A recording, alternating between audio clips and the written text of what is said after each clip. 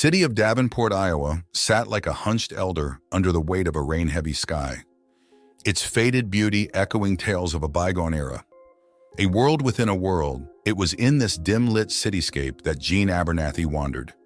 Beneath the hard veneer of a private investigator, he was a man of complex substance, haunted by specters of his tormenting past, and fueled by a vengeful fire smoldering deep within him.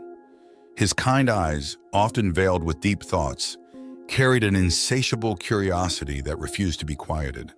Tonight, he found himself before the Saints' Respite, a homeless shelter nestled between opulent buildings, appearing like a blighted rose among thorns. It was a place with a dubious reputation, visited by the city's wealthiest under the pretense of charity.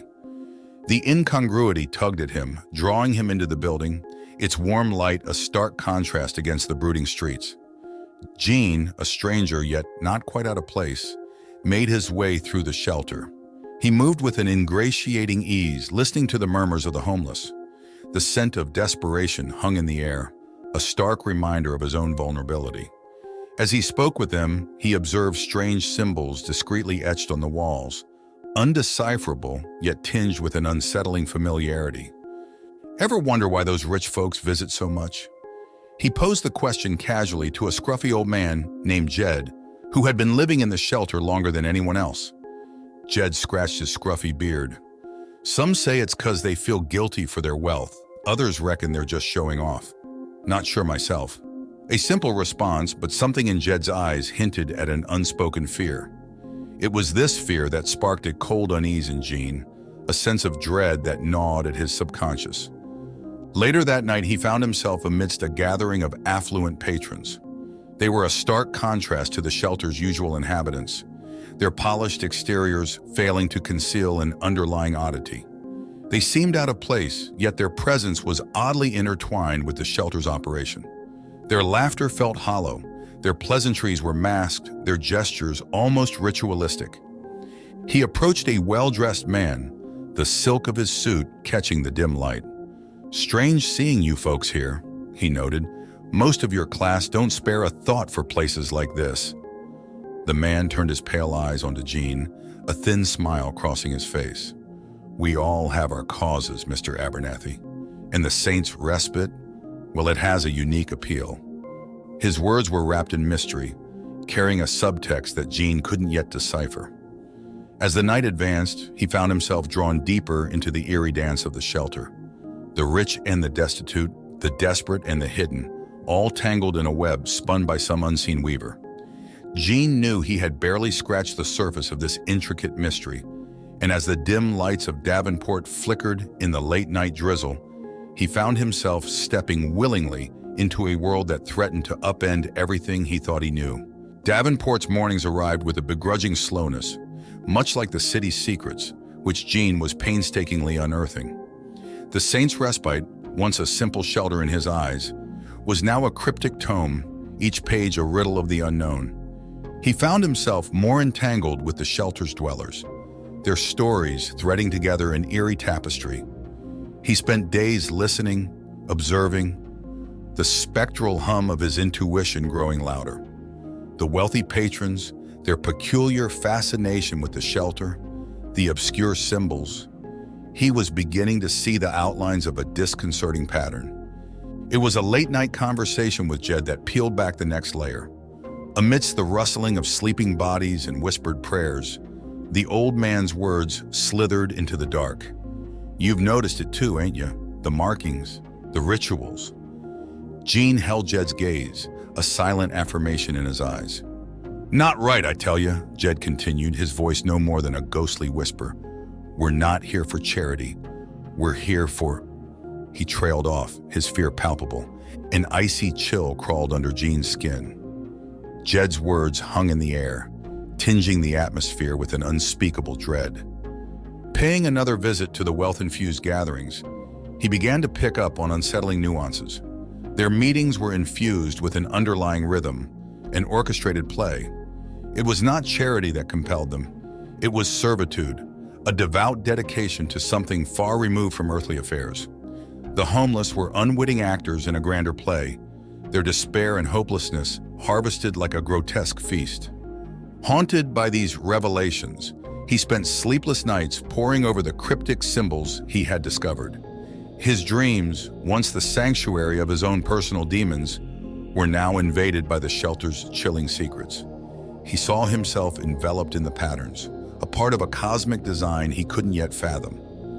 The climax of his dread arrived in the form of an insidious realization. An ancient evil, whispered in hushed tones and etched in enigmatic symbols, was festering at the heart of the Saint's Respite. A forgotten entity, older than time itself, around which the wealthy wove their bizarre devotion. Struggling to grapple with this terrible understanding, he felt a treacherous pull. It was the curiosity that lured him towards the abyss, the allure of the unknown, and the horrifying potential for vengeance. In the labyrinthine confines of his mind, Jean wrestled with his newfound understanding. Each day he traversed Davenport's gloomy streets, brought him closer to the ancient entity that seemed to pulse beneath the city's surface. The boundary between the world he knew and the cosmic horror he had unearthed was thinning, eroding his sense of reality. His sleep was haunted by nebulous dreams, where he stood at the precipice of an abyss, the cosmic entity beckoning from its depths. His life began to mirror his dreamscape, a waking nightmare where every conversation, every symbol, every obscure ritual brought him closer to the edge. His conversations with the wealthy patrons took on a sinister undertone. Their words carried double meanings, their eyes gleamed with hidden knowledge, their actions a macabre dance dedicated to the dark deity. Despite his horror, he was ensnared, the potential of wielding such power against his own past tormentors tempting him. "Have you felt it yet, Abernathy?" A patron, a silk-clad woman named Lucia, questioned him one fateful evening. Her eyes were hollow, her voice melodic, yet tinged with an ancient dread. Jean, swallowing his unease, responded, "Felt what, Lucia?" "The embrace of our God, the echo of its cosmic voice, the liberation it promises," Lucia answered, her gaze far off. A flicker of understanding lit his eyes. He was not merely witnessing a secret society or a cult. It was a communion with an entity beyond comprehension, a surrender to its boundless, horrifying power. He felt his resolve wavering. Could he harness this power, command it to enact his vengeance? Would he lose himself in the process?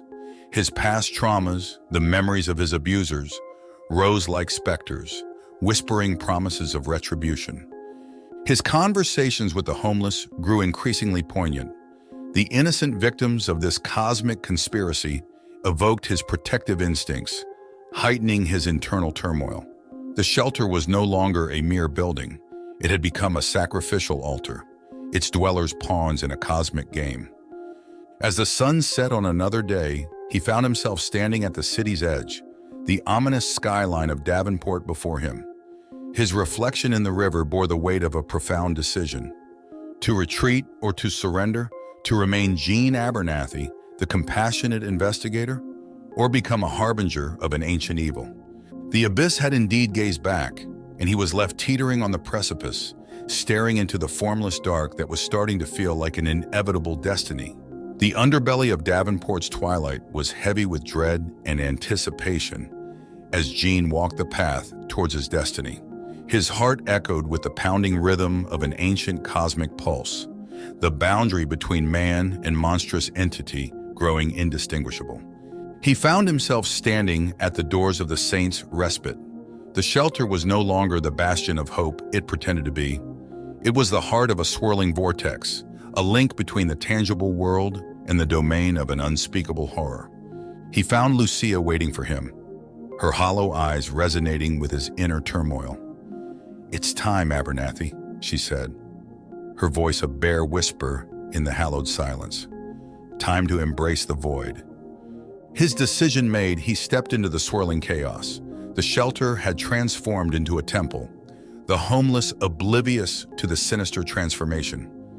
They were the lambs led to a cosmic slaughter, their despair and hopelessness feeding the entity that loomed in the unseen corners. In the bowels of the shelter, amidst the cryptic symbols and the chanting patrons, He was led to a dark ceremony. The world around him fell away as he locked his eyes onto the focal point of the room, a formless shadow pulsating with raw, ancient power. "Join us, Abernathy!" Lucia's voice broke through the pulsating rhythm. "Join our God!" With a deep breath, he stepped forward, his every nerve screaming in protest, yet his resolve unbroken. He had begun this journey seeking justice, only to stumble upon a force that could deliver his revenge.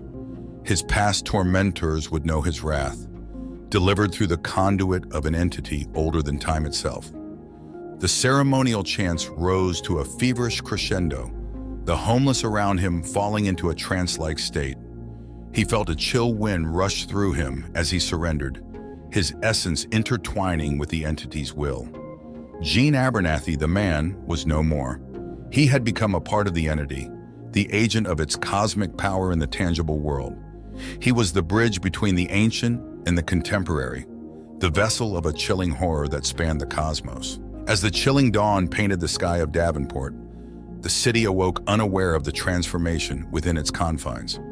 Saint's Respite stood as a beacon of charity, its dark secrets well hidden beneath the facade of philanthropy.